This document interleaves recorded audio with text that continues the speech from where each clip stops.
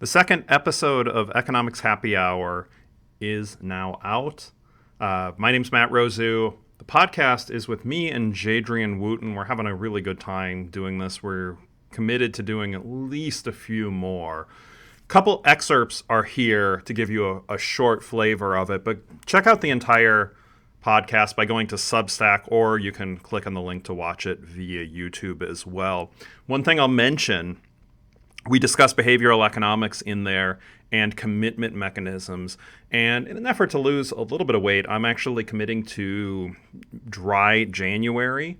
And the way that I'm committing it to it is if I fail, somebody who leaves a comment I'm going to pay them $100. So if you want to, one, help me succeed, and two, get a chance to get some profits if I don't succeed, go ahead and leave a comment in either the YouTube channel or on our Substack, or really on any of the social media where Jadrian or I are posting about it, and we will make sure you're entered into the drawing. Should I fail, although I think by you doing this, you're going to help me not fail. Happy New Year, everybody.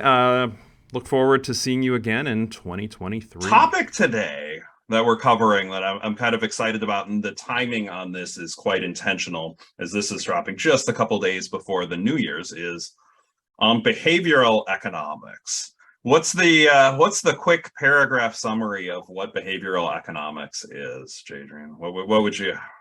Okay, so this one's tough, right? Like, how do you summarize an entire field of economics? The way that I tell it to my students in terms of behavioral economics is I say, look, everything we've learned before, we assume that you are rational and you know exactly what you're doing. Behavioral economics is where we realize you might not know what you're doing. And so I talk to them about, in a sense of like, how do we make decisions when we aren't fully informed, or if we have misperceptions about ourselves or the people we're dealing with. So if somebody else is thinking, they want to lose weight, but maybe they're not willing to give up $100. Can you think of another commitment device that could get somebody into the gym, on a treadmill, something like that? And most of the ones I've thought of are for money, even if it's not that much. It doesn't have to be $100. Give somebody $10 and say, let's say they're a big Republican, they'll send it off to the elect Bernie Sanders fund, or if they're a big Democrat, send it to Trump for America or something, right? I mean, so that's a smaller amount of funds, but I know of another one. This was on an ABC primetime episode about game theory. It was a mix. So half the show I absolutely love. It's about throwing a bunch of strangers in New York.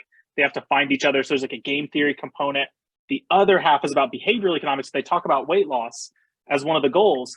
The commitment device they do on there, they had a bunch of people who said they wanted to lose weight.